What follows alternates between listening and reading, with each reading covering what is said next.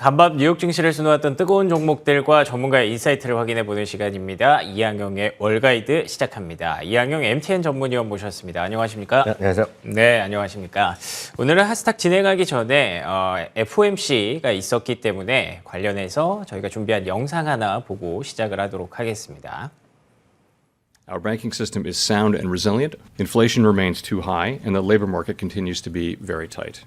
The median projection for real GDP growth stands at just 0.4% this year. The labor market remains extremely tight. Inflation remains well above our longer-run goal of 2%. The process of getting inflation back down to 2% has a long way to go. The committee raised the target range for the federal funds rate by a quarter percentage point. Economic indicators have generally come in stronger than expected. We believe, however, that events in the banking system over the past 2 weeks are likely to result in tighter credit conditions for households and businesses. It is too soon to determine the extent of these effects, and therefore too soon to tell how monetary policy should respond. We no longer state that we anticipate that ongoing rate increases will be appropriate, that the appropriate level of the federal funds rate will be 5.1% at the end of this year. We remain committed to bringing inflation back down to our 2% goal. We at the Fed will do everything we can to achieve our maximum employment and price stability goals. That ongoing increases in the target range will be appropriate in order to attain that stance of sufficiently restrictive monetary policy that will bring inflation down to 2%. Since it will not be appropriate to cut rates this year, to loosen policy this year. 네, 보신 바와 같이 많은 분들이 뉴스로 접하신 바와 같이 25bp 인상까지는 우리가 예상을 했습니다만 연내에 금리 인하는 없을 것이다라고 못 박았던 것, 그리고 추가 금리 인상까지도 염두에 둬야 될 수 있다라는 부분들이 시장에 좀 부담감을 더했다라고 일단은 정리가 되고 있는데, 영상 보고 온 김에 위원님은 좀 어떻게 보셨는지 간단하게 코멘트 좀 부탁드려도 될까요? 전 오늘 제롬 파월 의장의 어떤 발표문, 네. 그리고 일문 일답 과정에서 크게 우려할 건 없었다고 보고 있고요. 어느 정도 충분히 예상했던 수준의 질문, 예상했던 수준의 답변이 나왔습니다. 다만 이제 일부에서는 점도표가 좀 낮아질 거라고 기대했던 분도 분명히 있겠죠. 왜냐하면 이번에도 골드만삭스나 웰스파고는 금리의 어떤 동결을 예측했었거든요. 다수는 0.25% 금리 인상을 얘기했지만, 그렇지만 점도표는 실제로 보면 변화가 없었다라고 보셔야 되겠고요.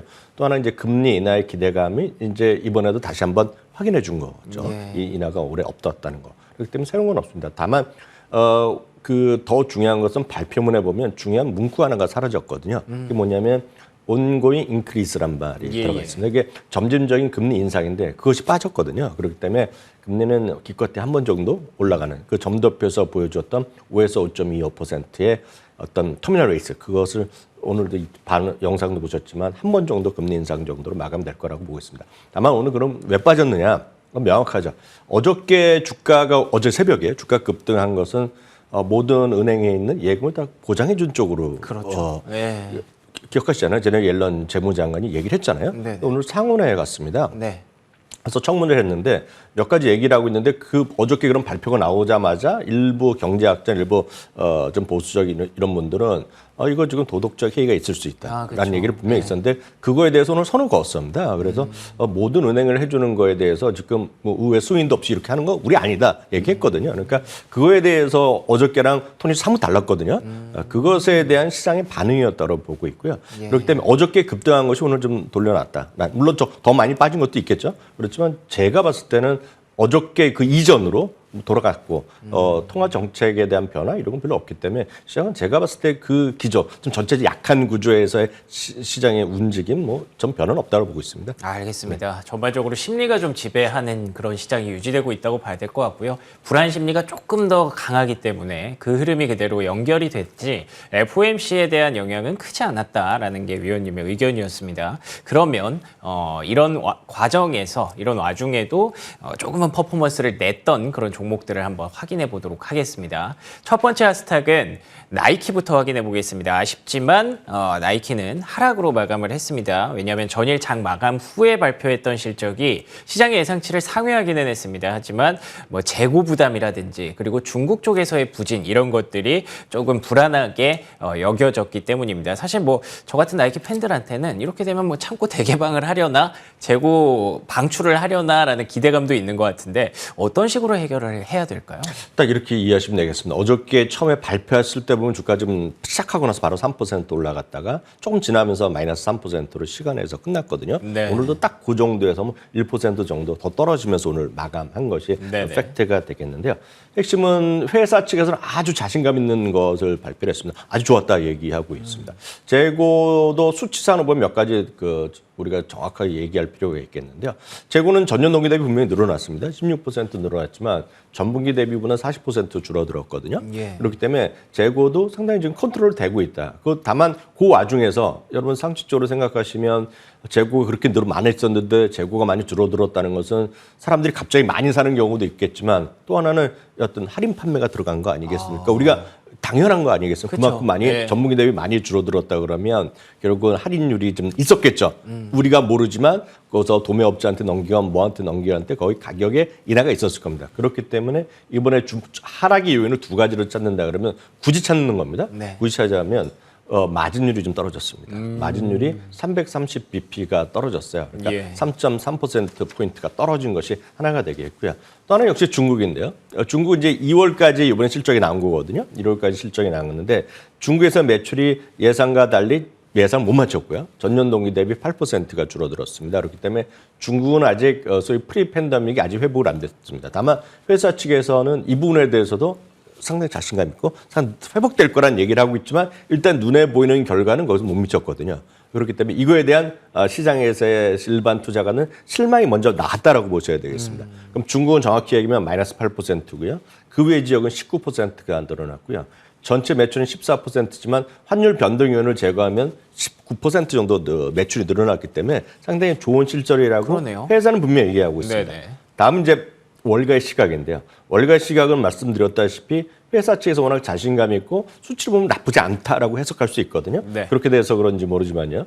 바클레이즈에서는 중립에서 매수를 올려놨고요. 목표 주가도 110에서 150달러 많이 올려놨습니다. 포함해서요. 최소 14곳이 목표 주가를 오늘 올렸고요. 2곳은 하향했습니다. 제가 봤을 때는 나이키에 대해서 여러분들 좋아하시고 나이키에 대한 브랜드 파워를 여전히 믿으시고 또 여러 번 말씀드렸다시피 전 세계는 지금 어찌됐건 운동에 대한 열풍이 분명히 있는 거라고 예. 말씀드렸습니다. 그래서 운동이 하나의 필수적인 소비재 같은 입장으로 지금 바뀌어 있다라고 제가 몇 번 말씀드렸고요. 그래서 네네. 해외에서는 지금 새로운 어떤 스포츠 브랜드에 대한 평가를 상당히 높게 보고 있습니다. 예를 들어서 혹시 아시는 분 계시겠지만 온이라는 또 스위스 브랜드가 있거든요. 네. 그래서 그것도 지금 엄청나게 핫한 게 많이 움직임이 있고 긍정적인 의견을 많이 얘기를 하고 있을 정도로 어떤 러닝 슈즈에 대한 것들이 저는 개인적으로 이해를 못하지만 예. 상당히 많은 사람들이 러닝 슈즈나 이런 것들이 많이 관심이 있거든요. 그래서 그런 것들을 보면 나이키는 저는 개인적으로 괜찮다라고 보고 있습니다. 예, 알겠습니다.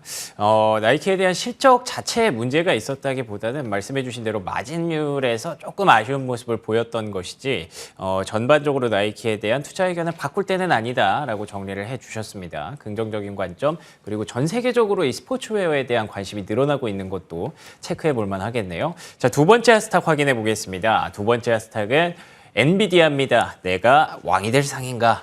엔비디아가 GTC라고 하죠. 개발자 컨퍼런스를 현지 시간으로 21일에 온라인으로 가졌고요. 차세대 GPU도 공개했고 역시나 AI 시장에서는 내가 왕이다라는 걸 입증했다는 평가가 나오고 있습니다. 특히나 바클레이스 표현에 따르면 생성형 AI의 왕자 지위를 보여줬다라는 분석인데요. 엔비디아의 상승세가 정말 굉장하네요. 최근 들어서. 네, 맞습니다. 엔비디아에 대한 사랑은 뭐 전 세계 개인 투자들 많이 있죠. 특히 제일 사랑받는 것은 역시 테슬라고요. 그다음에 이제 엔비디아가 되겠습니다.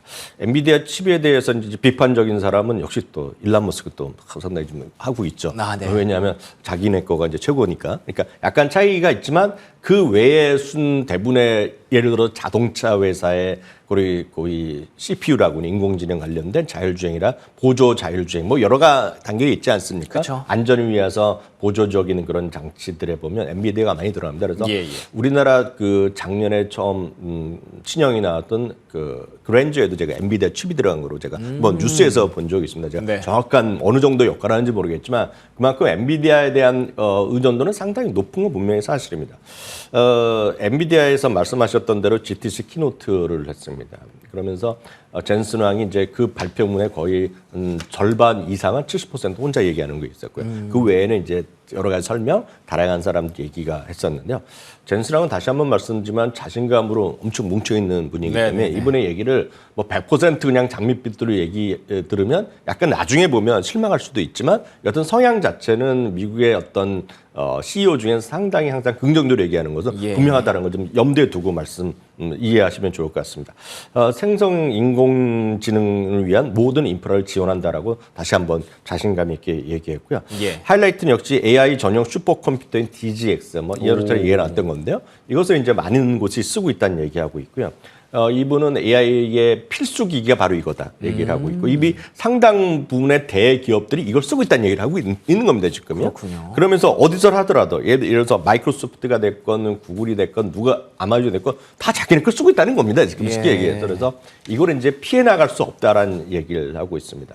실제로 보면 여러 가지 얘기가 또 나올 수 있겠지만 클라우드 어떤 기업을 하기 위해서는 뭔가 인공지능이 들어가야 되는데 여기에서는 결국은 자기네가 없이 뭘 하겠느냐라는 정말 자신감이 넘치는 그런 발언을 했다라고 보셔야 되겠습니다.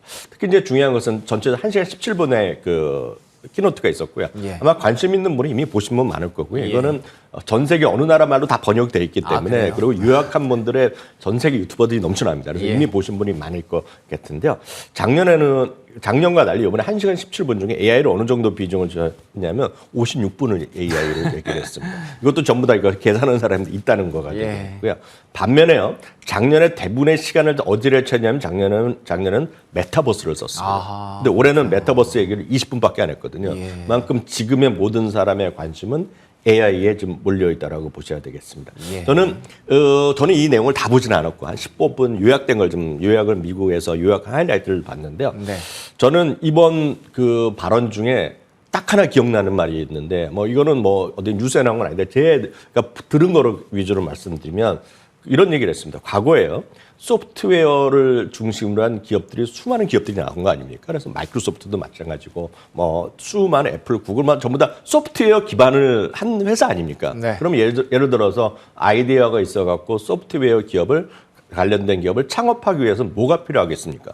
가장 중요한 돈이 필요하겠죠, 돈. 그렇죠. 돈이 필요하고 역시 캐피탈이 필요한데 뭐 외자 뭐 다른 데서 유치하거나 하겠는데요. 가장 중요한 것은 소프트웨어 기술자들이 있어야 된다는 겁니다. 그런데 소프트웨어 개발자들이 엄청나게 고임금을 받은 거죠. 그 소프트웨어 기술자들이 어디서 나옵니까? 쉽게 얘기해서 컴퓨터 사이언스 한 친구들이거든요. 그래서 아주 더 쉽게 얘기하면 컴퓨터 사이언스에서 한 그런 소위 프로그램을 하고 기획하고 이런 사람들이 우리나라에 다 제일 가고 싶어하는 사람이 어디가 있냐면 판교가 있는 거 아닙니까 우리나라에? 그렇죠. 그러니까 네이버, 카카오 이런 분들에서 상당히 급여가 상당히 많은 거로 우리가 제가 알고 있는 부분이 다 바로 그 부분들이고 미국에서는 그런 분들이 구글이다 이런 거죠. 그래서 구글의 평균 급여가 미디안 급여가 무슨 38만 불 이렇게 나온 거가 다 소프트웨어 기술자들이 엄청 값비싼 소프트웨어 기술 엔지니어들을 딱 그 젠슨 왕이 얘기한 것입니다. 그래서 그런 사람들이 필요했기 때문에 돈이 많이 들어왔다는 거거든요. 그런데 앞으로 여러분들이요. 이건 제 얘기가 아니라 젠슨 왕이 한 얘기입니다. 여러분들이 소프트웨어 어떤 기업을 창업하고 그렇게 뭐 비즈니스 하려 그러면 앞으로는 2개만 필요하다는 겁니다. 2개. 전 여기에 모든 것에 그의 자신감이 좀 넘쳐 있다 보는데 하나가 당신입니다. 당신. 여러분이 필요하다면 여러분. 그런 아이디어가 있는 여러분이 필요하고 두 번째는 AI만 있으면 된다. AI만. 2개만 필요하다는 겁니다. 이분의 얘기는. 그러니까 거기에 그게 말하면 동의하실 수도 있고 동의 못하는 거 있고 너무 심하다고 할 수 있지만 이 키노트의 모든 것을 정리하면 전 그 한 문장에 모든 것이 달려있다고 보여야 되겠고요. 그래서 오늘 엔비디아도 올라가는 것이 되겠고요. 이런 시장의 어려운 판에 지금 엔비디아만 있으면 되는 게 아니라 다양한 CPU 다 많은 있어야 되는 거 아니에요? 클라우드 하려면. 그렇죠.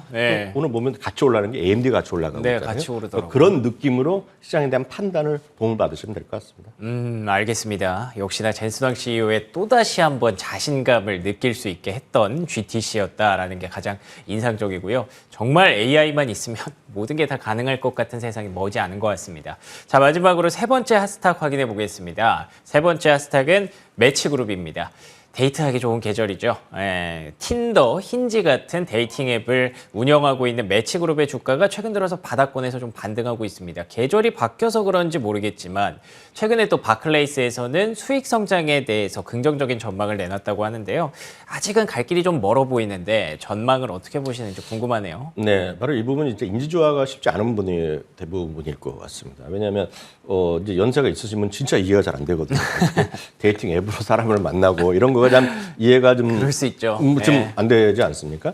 근데 이제 특히 이제 매치그룹은 기대가 많았고 저도 이제 사실 재작년부터 기대가 많았었는데요.